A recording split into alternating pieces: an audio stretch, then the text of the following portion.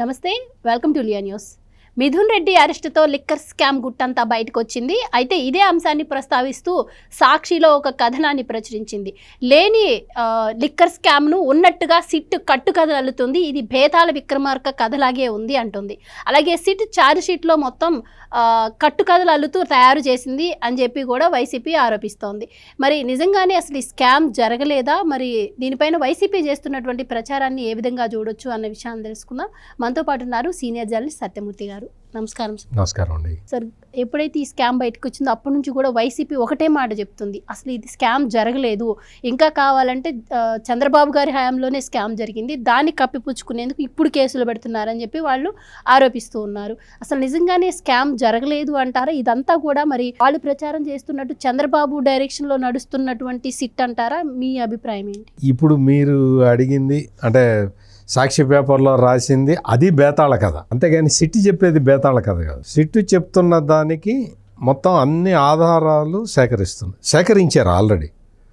మొత్తం ఇప్పుడు కేసు మొదటి నుంచి కూడా మనం పరిశీలిస్తే కేసు ఎట్లా స్టార్ట్ అయింది, ఎవరితో స్టార్ట్ అయింది, ఇప్పుడు పరిస్థితి ఏంటి అనేది కనుక మనం చూసుకుంటే, ఫస్ట్ వాసుదేవరెడ్డి దొరికే వరకు కూడా, వాసుదేవరెడ్డి అంటే బ్రెవరీస్ కార్పొరేషన్ ఎండీగా జగన్మోహన్ రెడ్డి తెచ్చి పెట్టుకున్న వ్యక్తి. అతను ఎక్కడో రైల్వే ట్రాఫిక్లో పనిచేసే వాసుదేవరెడ్డిని తీసుకొచ్చి బ్రెవరీస్ కార్పొరేషన్కి ఎండీగా పెట్టుకున్నాడు. అప్పటి నుంచి అంటే పెట్టుకొని స్కామ్ చేసిన తర్వాత వాసుదేవరెడ్డి దొరకలేదు చాలా కాలం పాటు. అవును, అజ్ఞాతంలోకి వెళ్ళిపోయాడు. వాసుదేవరెడ్డి దొరికే వరకు కూడా అసలు ఒక ఇంచి కూడా ముందరికి వేయలేకపోయింది సిట్టు. అసలు కుంభకోణం జరగలేదేమో, అందుకనే ఏమి ఆధారాలు దొరకట్లేదేమో అనుకున్నారు చాలామంది. వాసుదేవరెడ్డి పరారీ అయిన తర్వాత ఎక్కడ దొరికాడు? బెంగళూరులో జగన్మోహన్ రెడ్డి ప్యాలెస్ పరిసరాల్లో పోలీసులు కంటపడ్డాడు. ఎప్పుడైతే జగన్మోహన్ రెడ్డి ఆ ఆధీనంలోనే అంటే ఆ పరిసరాల్లోనే ఉన్నాడని పోలీసులకి తెలిసిందో అప్పుడు వాసుదేవరెడ్డి వేట ముమ్మరం చేశారు. అప్పుడు దొరికాడు. వాసుదేవరెడ్డి పోలీసులకి దొరకటానికి మధ్యలో చాలా కథ కూడా జరిగింది. వాసుదేవరెడ్డి దొరకట్లేదు, ఏం చేయాలి? అందుకని వాసుదేవరెడ్డికి పిల్లనిచ్చిన మామని పట్టుకున్నారు పోలీసులు. మామని పట్టుకుంటే నేను ఈ విషయాన్ని మీకు మీ ఇంటర్వ్యూలోనే నేను అంతకు ముందర చాలా రోజుల కిందట, అంటే అసలు ఈ కేసు ఇవన్నీ రాకముందరే చెప్పాను, మీకు గుర్తుందో లేదో. ఆ రోజే నేను చెప్పా, వాసుదేవరెడ్డికి పిల్లనిచ్చిన మామని పట్టుకున్నారు పోలీసులు అని చెప్పా. పట్టుకున్న తర్వాత ఈ వాసుదేవరెడ్డి మామ ఎక్కడెక్కడ ఆస్తులు కొన్నాడు అనేది కూడా నేను చెప్పా. వాసుదేవరెడ్డి వరంగల్ జిల్లాకు సంబంధించిన వ్యక్తి, ఉమ్మడి వరంగల్ జిల్లాకు సంబంధించిన వ్యక్తి. ఇతను ఈస్ట్ గోదావరి వెస్ట్ గోదావరిలోనో ఎక్కడో ఆస్తులు పెద్ద ఎత్తున కూడా కొన్నాడు. వరంగల్లో కొన్నాడు, అక్కడ కొన్నాడు. అవి కొన్నాడు అన్న విషయం కూడా నేనే చెప్పాను నేను మీ ఇంటర్వ్యూలోనే. ఆ తర్వాత అట్లా పట్టుకున్న తర్వాత ఆ వాసుదేవరెడ్డి మామ చాలా విషయాలు చెప్పలేకపోయాడు, అంటే అతనికి తెలియకపోవచ్చు. ఆ తర్వాత వాసుదేవరెడ్డి హైదరాబాదు నివాసాల మీద దాడి చేశారు సిట్ వాళ్ళు. చేసినప్పుడు వాసుదేవరెడ్డికి సంబంధించిన డీటెయిల్స్, ఈ కుంభకోణానికి సంబంధించిన డీటెయిల్స్, ఒక డైరీ దొరికింది. దానికి సంబంధించి రెండోసారి మళ్ళీ వాసుదేవరెడ్డి ఇళ్ల మీద, వాసుదేవరెడ్డి బంధువుల ఇళ్ల మీద మళ్ళీ సిట్ పోలీసులు దాడులు చేశారు. చేస్తే వాళ్ళకి చాలా విషయాలు అందులో వెల్లడైనాయి. అన్నీ ఏంటి? డంపులు ఎక్కడున్నాయి, ఆ డంపుల్లో ఎంతెంత డబ్బులు ఉన్నాయని సిట్ పోలీసులకి ఆ రోజే తెలుసు. నేను ఈ విషయం కూడా చెప్పాను మీతో, డంపులు ఎక్కడున్నాయో వెతుకుతున్నారు అని కూడా చెప్పాను. మీరు కావాలంటే మీరు పాత వీడియోలు చూసుకోండి. వాసుదేవరెడ్డి ఎక్కడున్నాడో తెలిసింది, కానీ వాసుదేవరెడ్డి డంపులు అంటే నేను అప్పుడు ఏమనుకున్నానంటే వాసుదేవరెడ్డి తోటి డంపులు పెట్టించాడు జగన్మోహన్ రెడ్డి అనుకున్నాను నేను. అందుకని వాసుదేవరెడ్డి ఆ డంపులు ఎక్కడో, క్యాష్ డంపులు ఎక్కడున్నాయో చెప్పాలి అన్న ప్రయత్నం చేస్తున్నారు సిట్ పోలీసులని నేను ఆ రోజే చెప్పాను. కానీ ఇప్పుడు వెల్లడైంది. నేను అప్పుడు చెప్పిన దానికి ఇప్పుడు చెప్పిన దానికి లింక్ చూసుకుంటే మీరే సాక్షి, ప్రత్యక్ష సాక్షి అంటే సాక్షి పేపర్ కాదు, విట్నెస్ అని. నేను అప్పుడు ఆ డంపులు దొరికినాయా లేదా, ఆ డంపులు ఎక్కడెక్కడ పెట్టారనేది వెతుకుతున్నారు పోలీసులు అని చెప్పాను నేను. ఈ రోజుకి అది వెల్లడైంది. మొత్తం హైదరాబాద్లో 7 చోట్ల, గుంటూరులో 1 చోట, బెంగళూరులో బెంగళూరు డంపు వివరాలు ఇంకా బయటికి రాలా. బెంగళూరులో కూడా డంపులు ఉన్నాయి, దుబాయ్లో డంపులు ఉన్నాయి. దుబాయ్ డంపు వివరాలు బయటకు వచ్చినాయి. హైదరాబాదు డంపు వివరాలు బయటకు వచ్చినాయి. గుంటూరులో తాడేపల్లి ప్యాలెస్ పక్కనున్న డంపు వివరాలు బయటకు వచ్చినాయి. ఇంకా బెంగళూరులో ఎక్కడెక్కడ డంపులు ఉన్నాయి ఇంకా రావాలి. ఈ విషయాలన్నీ పోలీసులకి ఆ రోజే తెలుసు. కానీ వాసుదేవరెడ్డి పెట్టిన డంపులు కాదవి. అందుకని పోలీసులు ఆ డంపులు ఎవరు పెట్టారని కనుక్కోవటానికి ఇంత టైం పట్టింది. ఈ డంపుల్లో ఏమున్నాయి, క్యాష్ ఎంత ఉంది, ఎక్కడ ఉంది, మొత్తం అంతా కూడా ఒక్కొక్క విషయం బయటకు వచ్చింది. వాసుదేవరెడ్డి దొరికే వరకు కూడా వీళ్ళందరూ చాలా సేఫ్గా గేమ్ ఆడుకున్నారు. మనం దొరకం, వాసుదేవరెడ్డి చెప్పడు, వాసుదేవరెడ్డి చెబితే వాసుదేవరెడ్డి కూడా ఇరుక్కుంటాడు కదా, అందుకని వాసుదేవరెడ్డి చెప్పడం అని ఎక్స్పెక్ట్ చేశారు వీళ్ళు అంటే వైసీపీ ముఠాలు. వీళ్ళందరూ ఇదంతా ఈ ప్లాన్లన్నీ చేసుకొని సాక్ష్యాలు ఆధారాలు అన్నీ సర్వనాశనం చేశాము. నిన్న మొన్న సజ్జల రామకృష్ణారెడ్డి కూడా అదే చెప్తున్నాడు. సాక్ష్యాలు ఆధారాలు నాశనం చేశారని ఒకవైపు సిట్టు చెబుతూనే ఉంది, మరి ఈ ఆధారాలు ఎక్కడివి అని అడుగుతున్నాడు. మీరు గమనించండి. అంటే సాక్ష్యాలు ఆధారాలు ధ్వంసం చేసినట్టు సజ్జల రామకృష్ణారెడ్డికి కూడా తెలుసు. అందుకనే అతను ఆ విషయాన్ని పదే పదే చెప్తూ ఉన్నాడు. సాక్ష్యాలు ఆధారాలు ధ్వంసం చేసినా కానీ మీకు ఈ ఆధారాలు ఎక్కడ దొరికినాయి అని అడుగుతున్నాడు. అంటే మీరు అర్థం చేసుకోండి, బేతాళ కథ ఎవరిది అంటే సాక్షి రాసేది బేతాళ కథ. సాక్షి చైర్మన్ భారతీరెడ్డి గారు ఉన్నారు కదా, వైఎస్ భారతీరెడ్డి, ఆమె ఏదో ఒక ఇంటర్వ్యూలో చెప్పారు, మేము will verify all the facts అండి, without verifying the facts Sakshi will not write anything అని చెప్పి ఆమె చాలా ఇంగ్లీష్లో చెప్పారు. అది చూసి చాలామంది అనుకున్నారు, మా సాక్షి చాలా గొప్ప పేపర్ ఏమో, నిష్పక్షపాతంగా ఉంటుందేమో అని. బాబాయిని మర్డర్ చేసింది ఎవరు, వీళ్ళకి తెల్లవారుజామున 3 తెలిసినా కానీ ఏం రాశారు, నారాసుర రక్త చరిత్ర అని రాశారు. ఆ తర్వాత ఏం రాశారు, నారాసుర రక్త చరిత్ర. దానికే కట్టుబడి ఉంటే సాక్షి అన్ని వాస్తవాలే రాస్తుంది అనుకోవచ్చు. ఆ తర్వాత అదే పేపర్లో ఏం రాశారు, అసలు వివేకానందరెడ్డిని చంపింది వివేకానందరెడ్డి కూతురు అల్లుడు అని చెప్పి రాశారు. వివేకానందరెడ్డికి వేరే ఇంకొక వైఫ్ ఉంది, ఆ వైఫ్కి ఆ ముస్లిం వైఫ్ ఆమె, అందుకని ఆ వైఫ్కి ఒక కొడుకున్నాడు. వాడు వచ్చి మొత్తం ఈ పొలిటికల్ ఇది వారసత్వాన్ని, ఆస్తుల్లో వారసత్వాన్ని క్లెయిమ్ చేస్తున్నాడు కాబట్టి కచ్చగట్టి కూతురు అల్లుడు అంటే అల్లుడు కూడా వేరే సంబంధం కాదు, వైఎస్ వివేకానందరెడ్డి భార్య తమ్ముడు, అంటే బావమరిది, సొంత బావమరిదికి కూతురునిచ్చి చేశాడు ఆయన. అంటే సొంత బావమరిది కమ్ అల్లుడు. అతను నర్రెడ్డి రాజశేఖర్ రెడ్డి సునీత కలిసి మర్డర్ చేశారని చెప్పి రాశారు ఇదే సాక్షి పేపర్లో. మరి ఆ రోజు నారాసుర రక్త చరిత్ర అని వేశామండి, అది శుద్ధ తప్పు అండి, మేము పొరపాటును రాశామండి, వాళ్ళని యాక్చువల్గా వివేకానందరెడ్డిని చంపింది నర్రెడ్డి సునీత, నర్రెడ్డి రాజశేఖర్ రెడ్డి అని రాశావా? మరి ఆ రోజు మళ్ళీ ఏమన్నా పశ్చాత్తాపం వ్యక్తం చేస్తూ రాశావా? సాక్షిలో రాయలా, ఇది రాశావు. తర్వాత వైఎస్ అవినాష్ రెడ్డిని అరెస్ట్ చేసినప్పుడు గూగుల్ టేక్అవుట్ అన్ని ఆధారాలు వచ్చినప్పుడు ఇదే సజ్జల రామకృష్ణారెడ్డి ఏం చెప్పాడు, గూగుల్ టేక్అవుట్ కరెక్ట్ కాదండి, అదండి ఇదండి, అసలు అటువంటివి ఉంటాయని మాకు తెలియదు, అసలు అటువంటివి కోర్టులో సాక్ష్యాలుగా నిలబడవని చెప్పాడు. నర్రెడ్డి సునీత అంటే వైఎస్ వివేకానందరెడ్డి కుమార్తె వచ్చి పవర్ పాయింట్ ప్రజెంటేషన్ ఇచ్చి మొత్తం చెప్పింది ఎట్లా జరిగింది, సిబిఐ ఛార్జ్షీట్లో ఏముంది, ఎట్లా ఉన్నది అని. అప్పుడు ఇదే వైఎస్ఆర్ కాంగ్రెస్ పార్టీ వెళ్ళి కడపలో కోర్టుకి వెళ్ళి గ్యాగ్ ఆర్డర్ తెచ్చుకుంది, దీని మీద మీరేమీ రాయడానికి వీల్లేదు అని. అంటే సాక్షిలో నువ్వు నీ ఇష్టం వచ్చింది రాయొచ్చా, సునీత వచ్చి బయటకు వచ్చి చెప్తే గ్యాగ్ ఆర్డర్ తెచ్చుకుంటావా? అట్లా అంటే సాక్షి పేపర్ గురించి మనం చెప్పుకోవాలంటే 3 రోజులు పడుతుంది. సాక్షి పేపర్ చేసే మొత్తం అరాచకాలు, వాళ్ళు రాసే అబద్ధాల గురించి చెప్పుకోవాలి. మీరు చెప్తుంది ఇలా ఉంటే ఇప్పుడు ఈ లిక్కర్ స్కామ్లో కొన్ని లాజిక్ పాయింట్స్ వాళ్ళు మాట్లాడుతున్నారు. ఎలా అంటే లైక్ ఇప్పుడు వాసుదేవరెడ్డి గారు కావచ్చు, ఆ తర్వాత A3గా ఉన్నటువంటి సత్య అనే వ్యక్తి, వీళ్ళిద్దరిని అప్రూవల్గా మార్చేటువంటి కుట్ర జరుగుతుంది. సో అప్రూవల్గా మారడానికి వాళ్ళని ఒప్పించడానికి లాయర్ల దగ్గరికి తీసుకెళ్లారు. సో లాయర్లు చెప్పే మాట వాళ్ళు వినకుండా మళ్ళీ వెనక్కి వచ్చారు. ఇది ప్రభుత్వ పెద్దల నుంచి వస్తున్నటువంటి ఆదేశాల ప్రకారం సిట్ అధికారులు నడుచుకుంటున్నారు. సో వాళ్ళిద్దరూ అప్రూవల్గా మార్చే కుట్ర జరుగుతుంది అన్నది ఒకటైతే, ఇప్పుడు మిథున్ రెడ్డి అరెస్ట్లో మీరు చూపిస్తుంది కేవలం లొకేషన్స్ మాత్రమే. 200 అడుగుల చదరపు మీటర్ల వరకే లొకేషన్ ఉంటుంది.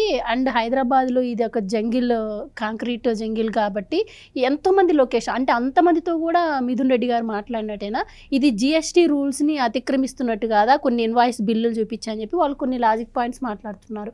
సో మరి కేవలం ఆ ప్రూఫ్స్ వల్లే మిథున్ రెడ్డి గారిని అరెస్ట్ చేశారంటారా? ఇవన్నీ దొంగలు చెప్పే కబుర్లు, దొంగలు చెప్పే కబుర్లు. ఎట్లా అంటే ఇప్పుడు అతను సత్యప్రసాద్ అనే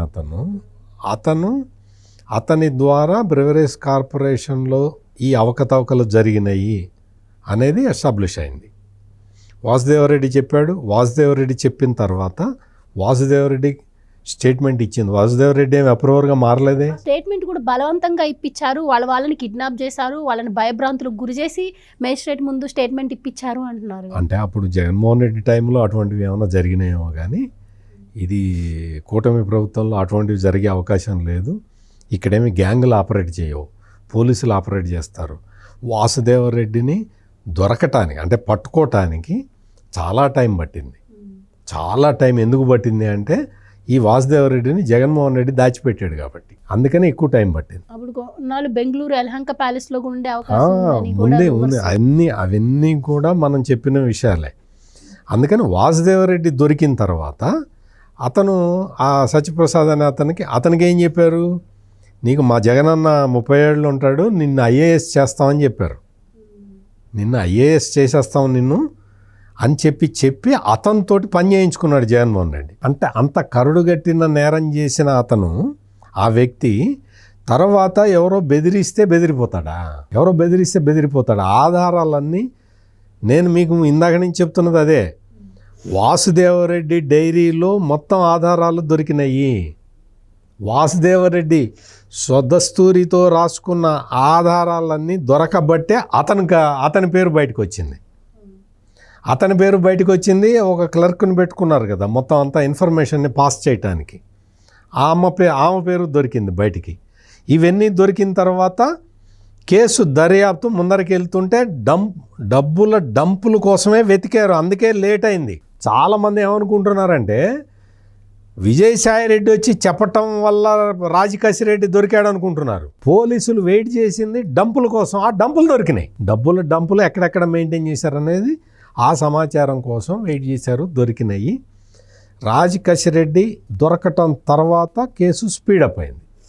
రాజకాశిరెడ్డి పేరు విజయసాయిరెడ్డి వచ్చి పబ్లిక్లో చెప్పిన తర్వాత చాలామందికి తెలిసింది, అంతకు ముందరే సిటీకి తెలుసు. అంటే ఇవన్నీ ఎందుకు మనం చెప్పుకోవాలంటే ఇంకా డీటెయిల్స్లోకి మనం చెప్పుకుంటూ పోతే ఆ కేసు దర్యాప్తులో ఉన్నది కాబట్టి మనం ఇంకా అంటే నాకు తెలిసిన ఇంకా విషయాలు కూడా చెప్పలేము.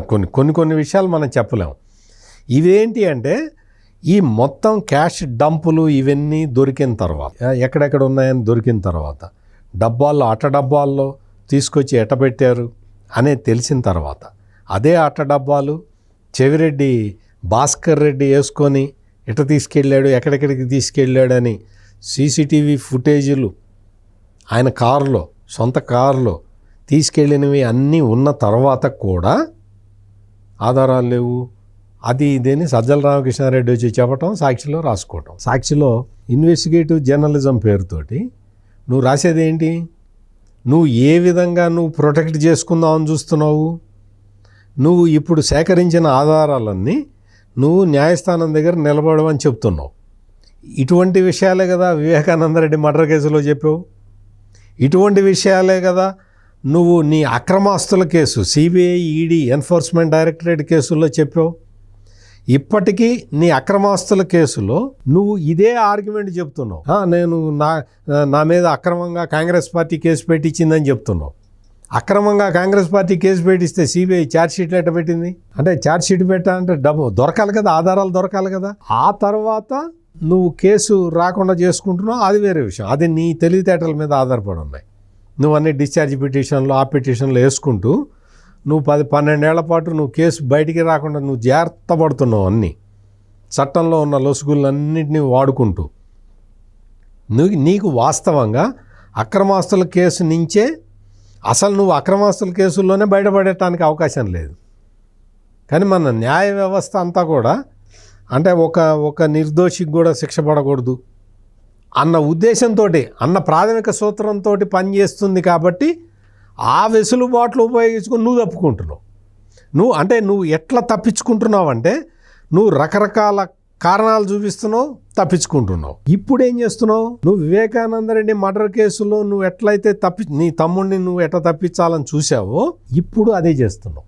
అన్ని ఆధారాలు దొరికిన తర్వాత పెద్దిరెడ్డి మిథున్ రెడ్డిని అరెస్ట్ చేయటం అంటే ఒక సిట్టింగ్ ఎంపీని అరెస్ట్ చేయటం అంటే అది మామూలు విషయం కాదు. అది నీకు మామూలు అది కూడా ఏంటి, పెద్దిరెడ్డి మిథున్ రెడ్డికి లాంగ్ రోప్ ఇచ్చారు. అది సరే, ఇప్పుడు నేను అడిగినట్టు కేవలం ఆ 2 ప్రూఫ్స్ ద్వారానే అతన్ని అరెస్ట్ చేయడం జరిగిందా? కేవలం తప్పుడు ఇన్వాయిస్లు చూపించి ఆ తర్వాత లొకేషన్స్ని బట్టి అంటే ఆయన వాళ్ళతో గ్యాదర్ అయ్యారని ఇంకా ఉన్నాయి, ఇంకా చాలా సాక్ష్యాలు ఉన్నాయి. అవన్నీ ఇప్పుడే మనం చెప్పలేం. ఇన్వెస్టిగేషన్ ఆఫీసర్స్ కూడా ఇంకా చెప్పలేదు. ఛార్జ్షీట్లో చెప్పినంత వరకునే ఇంత ఉంది. అందుకని ఇంకా చాలా విషయాలు ఉన్నాయి. పెద్దిరెడ్డి మిథున్ రెడ్డిని అరెస్టు చేయటం అనేది జగన్మోహన్ రెడ్డి ఊహించాల. పెద్దిరెడ్డి మిథున్ రెడ్డిని అరెస్ట్ చేయటం అనేది ఇంపాసిబుల్ అనుకున్నాడు జగన్మోహన్ రెడ్డి. ఇంపాసిబుల్, పెద్దిరెడ్డి మిథున్ రెడ్డి దొరకడు అనుకున్నాడు. ఎప్పుడైతే సుప్రీంకోర్టు 7 రోజులు లొంగిపోవటానికి 7 రోజులు గడువు అడిగితే కూడా ఇవ్వలేదో ఆ రోజునే జగన్మోహన్ రెడ్డికి చెమట పట్టి ఉంటుంది. ఆ తర్వాత నెక్స్ట్ పరిణామం అంతా మనకు తెలుసు. పెద్దిరెడ్డి మిథున్ రెడ్డి అరెస్ట్ కావటంతో ఇప్పటి వరకు లిక్కర్ స్కామ్ మీద సాక్షి ఎందుకు రాయలేదు, ఇప్పుడు ఎందుకు రాస్తున్నది? మిథున్ రెడ్డి దొరికిన తర్వాత ఎందుకు రాస్తున్నది? కసిరెడ్డి రాజు కసిరెడ్డి దగ్గర నుంచి అందరూ కూడా మేము అంతిమ లబ్ధిదారుడు ఎవడో చెబితే మేము ఉండమండి, మీరు బాగానే ఉంటారని చెప్పి ఎంతమంది చెప్పారు? ఇప్పటికి 5-6 చెప్పారు మేము అంతిమ లబ్ధిదారుడు ఎవడో చెబితే మేము ఉండం భూమి మీద అని. అంత మాట ఎందుకు వచ్చింది వాళ్ళ నోటి నుంచి? అసలు సిల్లీ థింగ్ ఏంటంటే సార్, ఈ లిక్కర్ స్కామ్ బయటపెట్టింది వాళ్ళ పార్టీ నుంచి బయటకు వచ్చినటువంటి విజయసాయి రెడ్డి గారు. కానీ వాళ్ళేమో లిక్కర్ స్కామ్ అసలు లేనే లేదు. అసలు అదే చెప్తున్నా కదా, పెద్దిరెడ్డి మిథున్ రెడ్డి ఎప్పుడైతే అరెస్ట్ అయ్యాడో, పోలీసులకి దొరికిపోయాడో, అప్పుడు వీళ్ళ ఆట కట్టు చెక్ మేటుకు వచ్చింది. చెక్ మేటు కొట్టి వచ్చిన తర్వాత అది ఇది కదా నువ్వు దొంగ బంగారం కొనొచ్చు కానీ ఆ దొంగ బిల్లు చూపించకూడదా?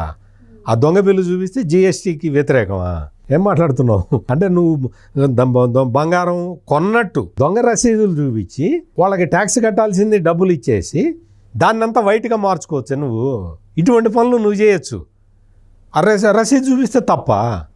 అంటే ఎందుకు చెప్తున్నానంటే, మనం సాక్షి పేపరు రాస్తున్న విషయాలన్నింటినీ మనం పరిశీలిస్తే సిట్టు వాళ్ళు కూడా వాళ్ళు చేయాల్సింది ఏం లేదు.